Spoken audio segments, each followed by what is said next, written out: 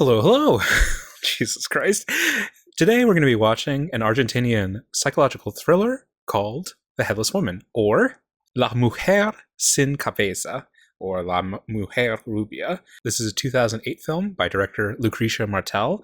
I've been getting into Argentine films lately, and I guess I would describe the ones that I've seen as incredibly paranoid. Argentina, 1985, Azor, and yeah, I've really enjoyed getting into that paranoid headspace. I've heard about Lucrecia Martel's works for a while. She's perhaps best known for La Ciénaga. The movie is about a woman who is uncertain if she gets into an accident or something to that effect and becomes increasingly more mentally unstable as a result.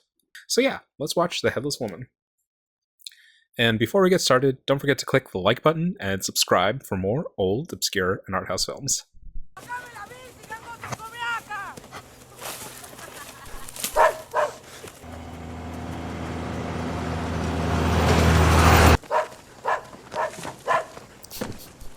That kid's doing a lot of cartwheels.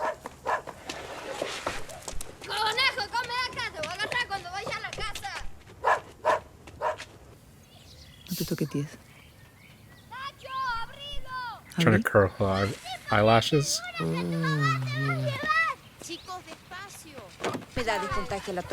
No es cierto, el cloro las hubiera matado ya. Si el cloro mata las plantas. It's very chaotic so far. And we'll note the lack of presence of men.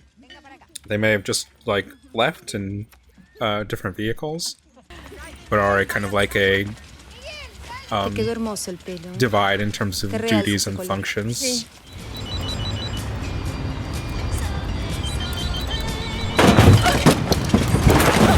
Holy shit.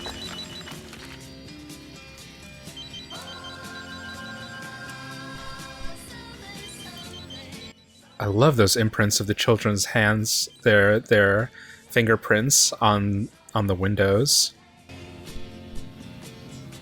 It leaves like a lingering question in your mind. You're like, are all the kids accounted for? Did everybody get back in the car? Is she gonna be able to look back? And with the song of the sun playing, she puts on her sunglasses. She chooses not to look and continues to drive on. We'll put a pin in this. I don't want to directly try and read historical aspects to. There's a dog. Don't want to necessarily read historical or political meaning onto a movie, especially if I'm not familiar with either the region specifically or the filmmaker specifically. But we'll put a pin in there, perhaps being a political or historical meaning to this action for later.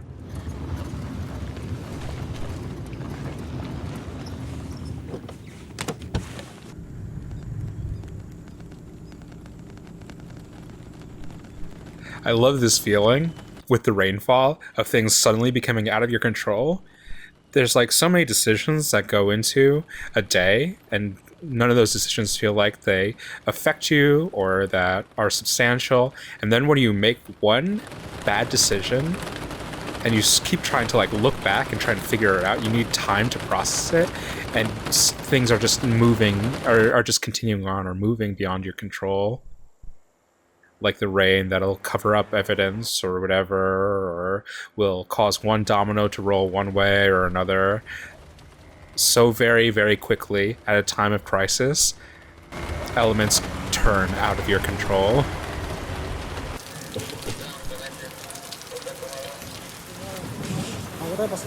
I love this profile view. I wonder if we're going to continue it on and it'll get more strict and rigid as the movie progresses.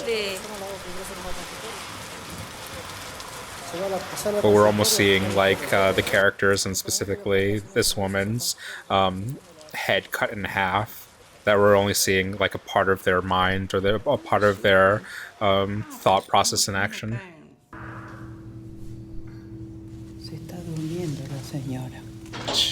She have a concussion? Llénemela, por favor. Con mi nombre, no, con el suyo. A ver. She's already out of it. I really love this distractedness characterization. You so rarely get to see this kind of behavior displayed in films because films are so angled towards certain extreme kind of emotions. But like, for example, Jean Dielman, the kind of forgetfulness, the kind of absent-mindedness. It's a characterization that feels very true to life or true to a person you might know or even behavior you've exhibited on certain days. It's very relatable or identifiable kind of characteristic in comparison to most films.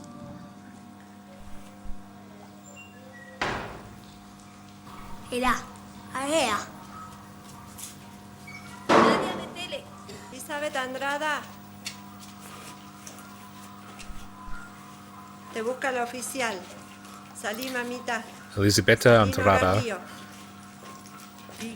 Ya está llorando. Okay, so she's not Elisabetta Andrada. She mistook herself for being that when the nurse came in and was looking for that person.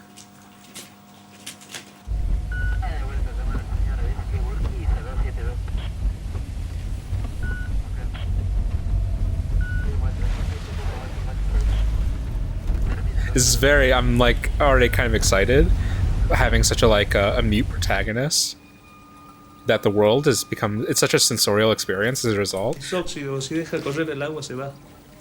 By inhibiting the dialogue for the part of the protagonist, you're enhancing other elements, and so she's going through this fog and this haze, and it feels like you as an audience member are taking in all these different elements along with her, all these auditory cues, all these visual cues, flashing lights, the sounds of pipes, of tires screeching.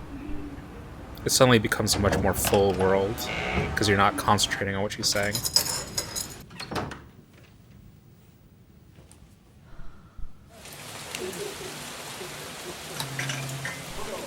It's just the sound of the light turning on, flickering on. It's a really, really interesting way to get into a character's head. I think the same thing for Jean Dielman as well, that by having the protagonist not speak so much, by not presenting their point of view so much, you're forced to engage with what the world around them is giving to them. Quería un té.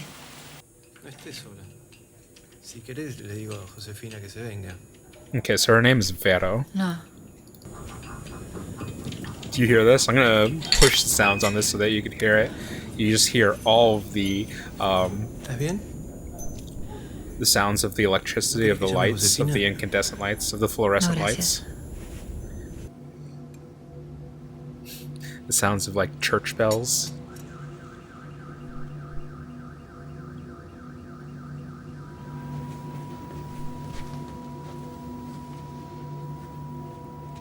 I don't even know what that sound is now. I thought it was bells, but it's still going.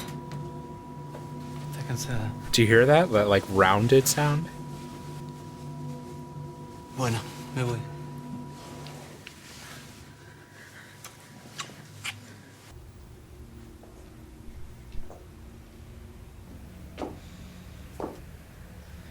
It's so weird. You could hear the room tone. It sounds like a bell.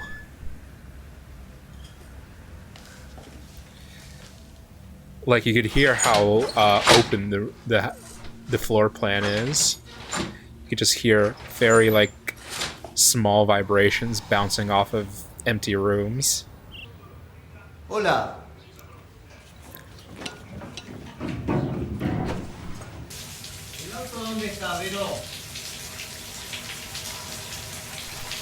Are you okay? Vero.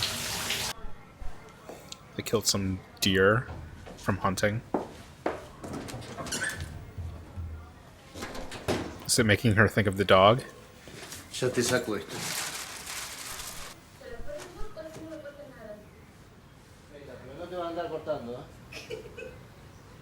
My guess is, at this point, the dog was not a dog, but we shall see. In some ways, I think that would be a like expected version of this narrative, but we'll see. La están esperando en el consultorio. Estoy sin auto. Le llamo un remis. Buen día, señora. Al centro odontológico. Hola. Hola. Hola. You're the dentist.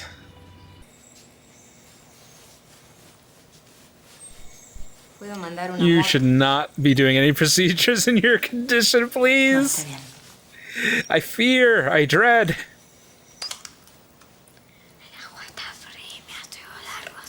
Oh, is that why that child was telling her in the bathroom about her upper teeth? Because she knew that she was a dentist.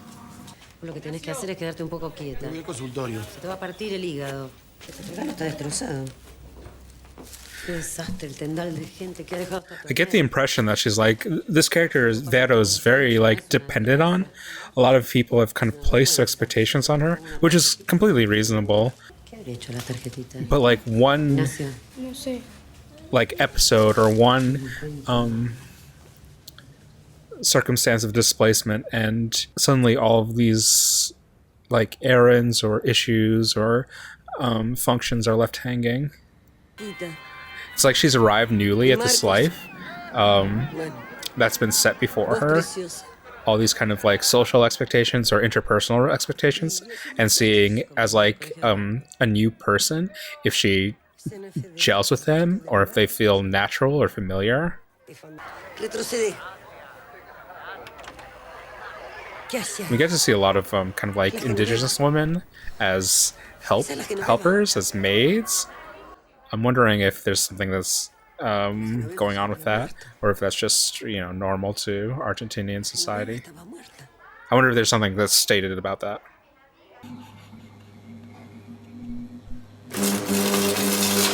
Jesus Christ. No hay agua.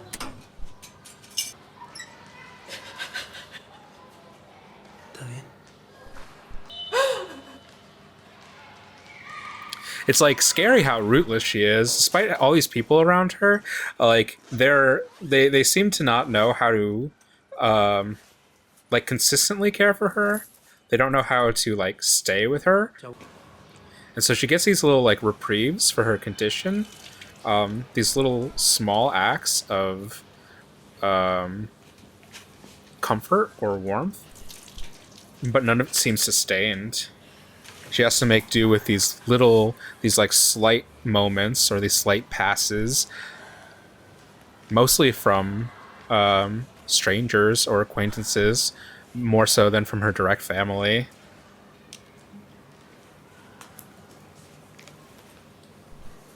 Mate a alguien en la ruta. Mate a alguien en la ruta. Yeah, and so this is the question that we were asking earlier, whether or not it was actually a dog. It's a really interesting kind of characterization where there's not exactly a manifestation of guilt, there's not necessarily a manifestation of anxiety or anger or desperation in this performance. It's very lethargic and like shell-shocked, dispossessed. Es ahí, Marco, ¿qué está pasando? She's having like disassociated. She's disassociated from this event. Not to say that she isn't feeling guilty or she isn't feeling anxious, but the way that it's displayed, the way that it's manifesting is very different from what you get from a usual movie.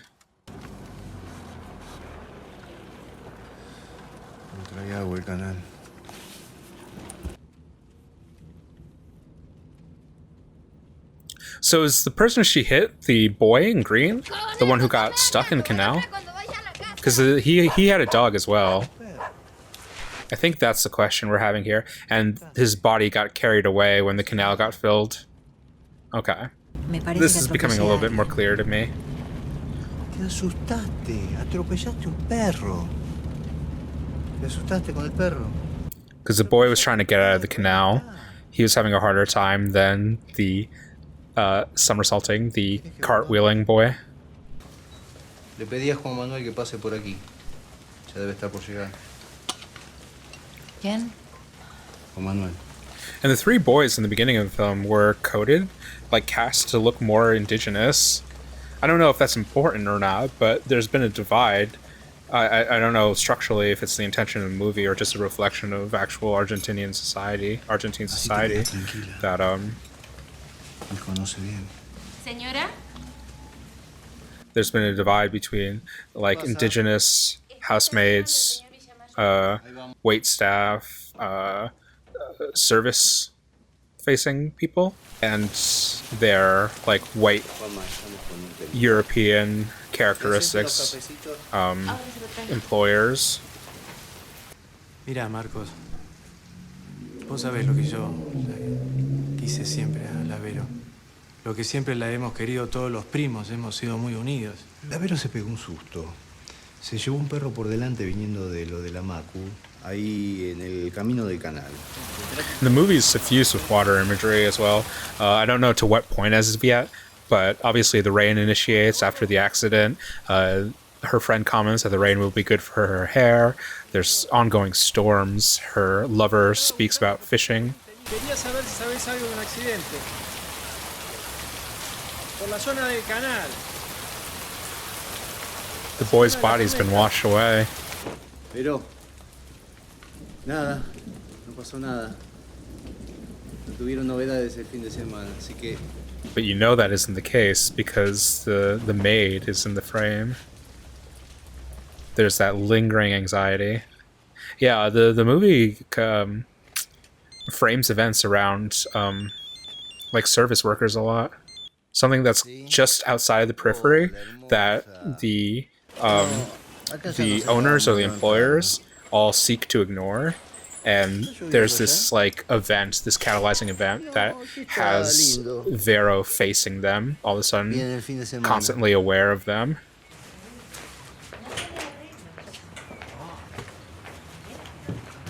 I'm gonna have to go over this movie again. There's a lot of stuff that I'm missing, especially with the family dynamic stuff. Like, I'm not sure what's going on with Candida at all. Muchas veces. La tuve que frenar a la Teresa. But this film is, Le dije una palabra. I'm not perhaps explaining it well, but the film is very, very layered in its delivery of information. There's a lot of things happening simultaneously, and you kind of have to decide what's important and what you're going to pick out. And that's kind of like, for me on a first viewing, trying to process or understand the movie, that's kind of the mystery of the movie, that a matter of priority, a matter of focus. What is a central image and what is a peripheral image, and how your bias informs that. Necesitaría una un poco más grandecita. Prepárame 3 de las grandes y una de.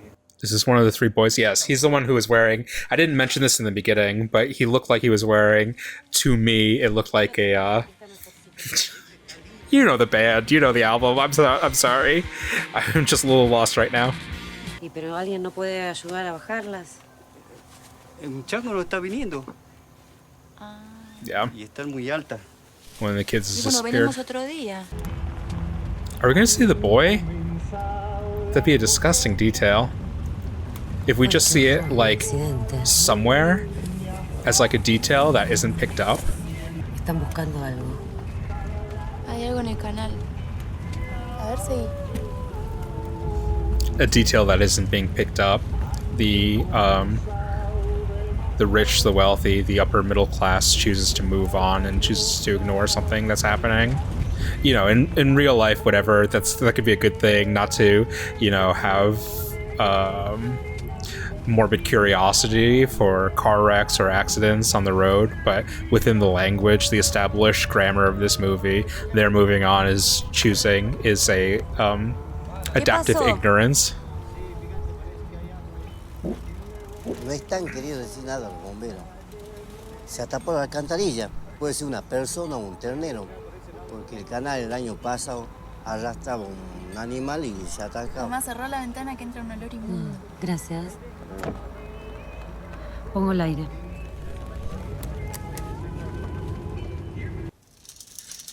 No lo mires.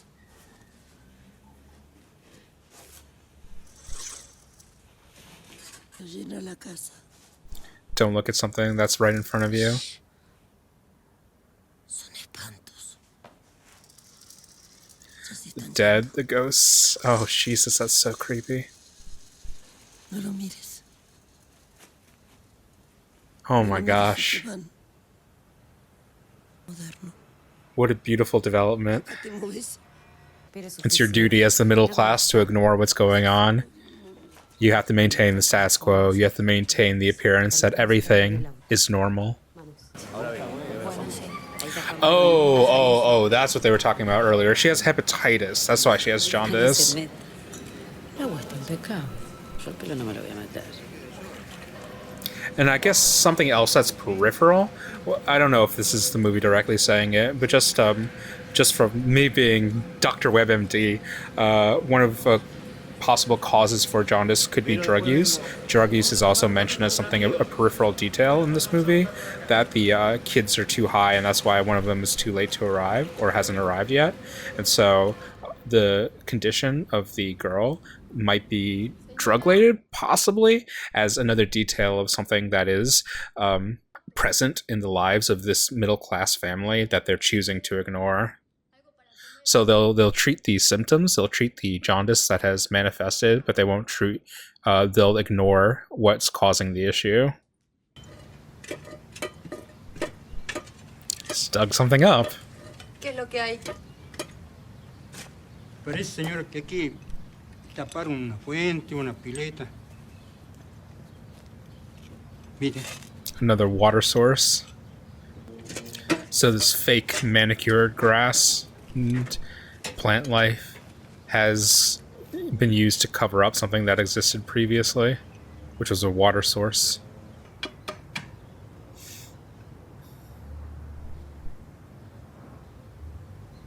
He's looking directly at you and you don't even notice. That's a great little detail. Very sinister. Not like, I don't think it means necessarily to be sinister. I don't think that gardener was giving her a sinister look. I think we're interpreting the internal emotions of Vero. Qué desgracia de esa familia. Casi una semana lo han dado buscando. Pero no se aflija, señora. That was very subtle La semana que performance. viene, Very subtle way of capturing it. She just has a very small breakdown, hearing him describe the amount of time it took for the family to finally get an update on their child.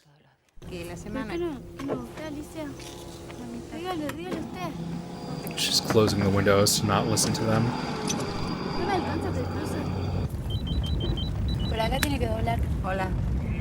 And she's on the phone again, like the first time she got in an accident.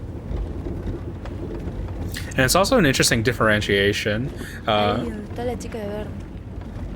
from where Vero's family lives and where the workers or the service people, the indigenous people live, that it's very arid in comparison, and hers is like, her family's area is very lush and like plentiful and like purposely perhaps like overfed and overwatered.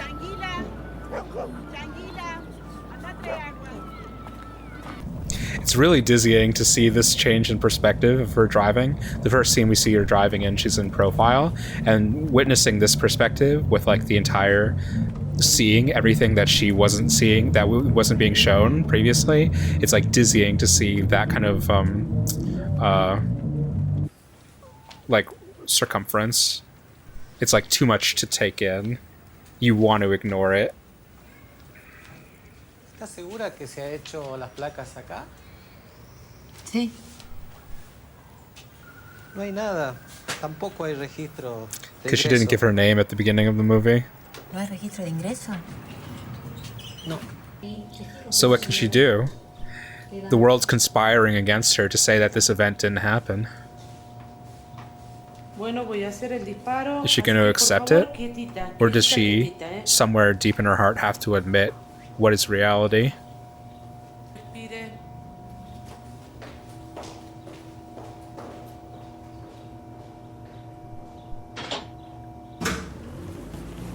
Oh yeah, changing. Oh Jesus, changing from the profile view of her in the car to this front-on view. It's so dizzying. Everything's becoming increasingly like chaotic, and just the field of vision is just destabilizing everything. Retiré todo. No te aflijas. Anda a la casa. Si te querés dar un baño, en la piecita de servicio hay toallas, todo. Oh, she dyed her hair. And again, the plenty of the t-shirts, or not the t-shirts, sorry, the plenty of the water that she has enough surplus to water these plants that aren't hers. But the children in the outskirts have to carry jugs to get water. You like my new hair? Te cambiaste el color. Mamá, vení a ver. Es una estufa para exteriores, para el jardín. Outdoor heater? What? Para el invierno. ¿Dónde querés poner esto? Agarrar esa maceta.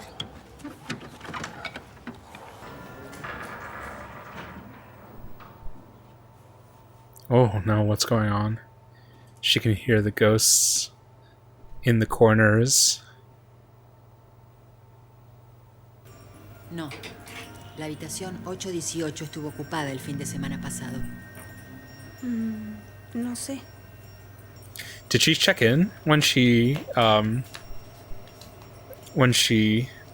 rented a estuvo room vacío. last time? Fíjate, la habitación 818. Or maybe El she fin de booked a semana de la different tormenta. room. ¿Cuándo fue? Sí. I mean, I think that it would be like her usual place with Juan Manuel, because he knew to come there. Who knows? Because Juan Manuel didn't meet her in her room. They met in the they met in the dining room. Did he make any comment about her having a different room?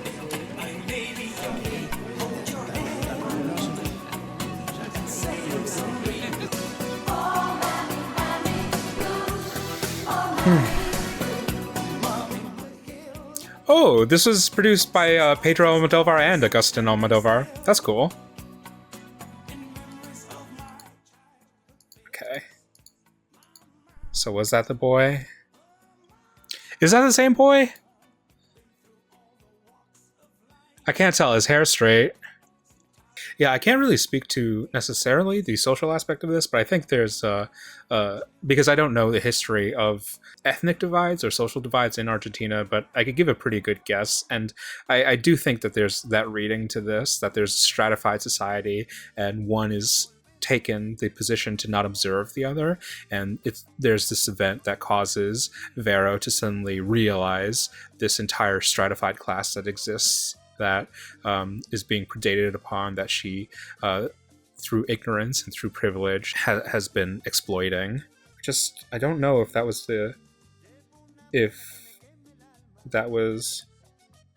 one of the three boys, the one who dies. I suppose I can't make a judgment on that right now, but yeah, it's really interesting, the second half, whether when she goes to find a record of what happened, whether or not all records disappeared as a result of negligence, as a result of her unwitting lack of participation on the night of her trauma, or if these are intentional machinations on the part of those who heard her confession, her husband, or Juan Manuel. And if a cover-up was initiated. There was an interesting aspect to this that I only kind of half-clocked, that I realize is reinforced further reading some stuff around this, that the kind of lines between Vero and her family are kind of blurred. We actually aren't very clear on what the family relations with her and the respective characters in this movie are. I thought that specifically with her interaction with Candida, was it Juanita? But that I assumed that Juanita was her niece or her cousin, but then she tries to kiss her. She tries to kiss Vero, and there's this kind of weird overlap that happens with as a result. And this other review that I just looked at said that Juan Manuel is also called her cousin, and you're not sure if it's not identifying. It's like if you guys have ever watched Pero, like, it's like that. You don't know who Primo, whoever it was, is, and you're not sure if Juan Manuel is related by blood to Vero, or just a family acquaintance, or married to somebody within the family. There's this very, very soft kind of implication of incest that I think reinforces a narrative about the kind of insularity of this community, this bourgeois community, this upper middle class community, and it kind of speaks to their resistance to the outside world, their inability to interact with or understand or perceive the outside world outside of their bubble.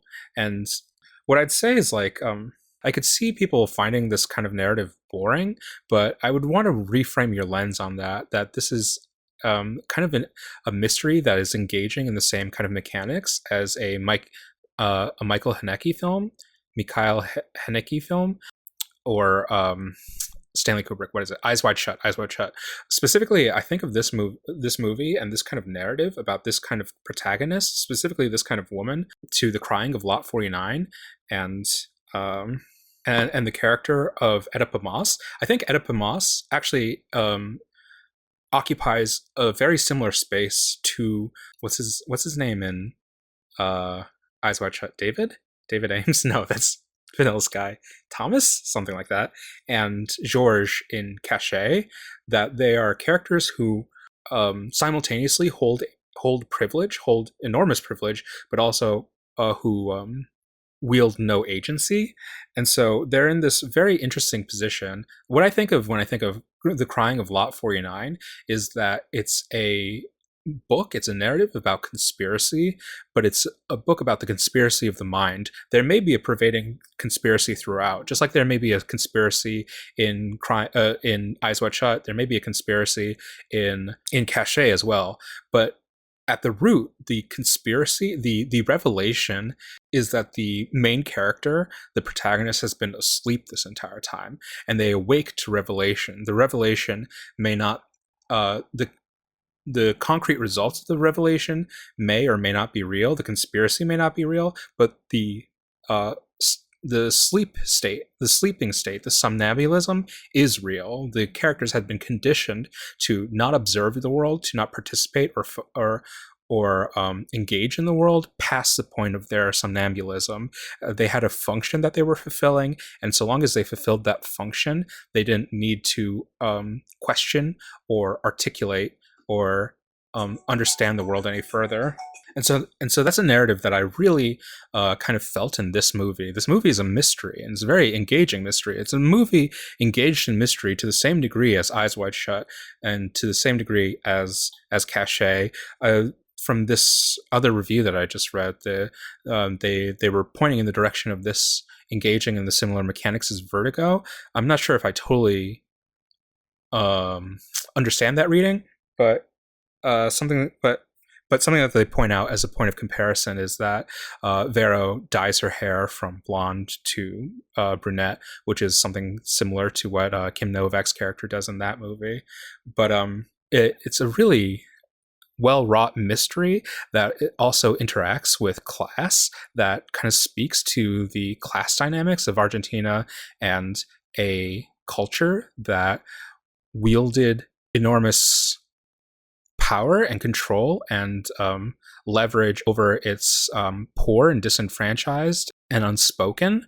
And I think that's something that pervades in here, that this narrative is about kind of like uncertainty and unfamiliarity, lack of recognition, that the Argentinian people in this, who are not in the upper middle class, who are not a part of the bourgeoisie, are ignored or dehumanized or delegitimized, similarly to how when the juntas were enacted, these people could be executed or kidnapped, disappeared without a trace, without recognition of their humanity. This is a deeply interesting way to kind of manifest that kind of narrative uncertainty and that kind of disregard for humanity, and the shock of Vero coming to realize that she's been asleep to these things.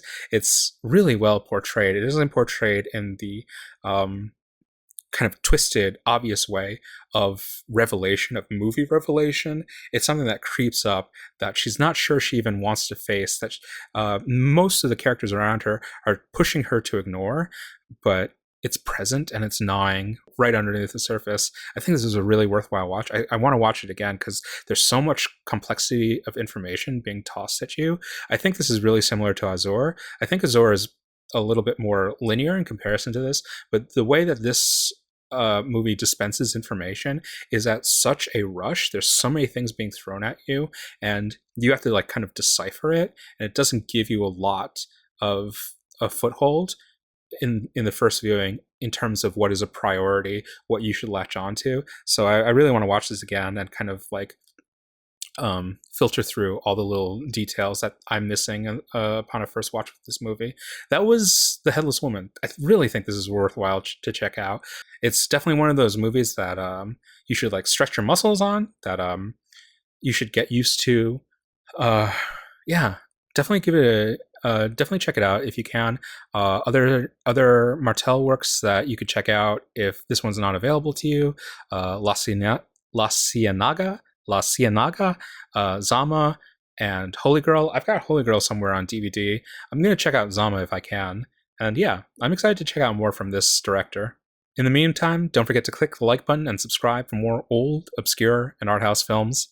And until next time, keep watching good movies.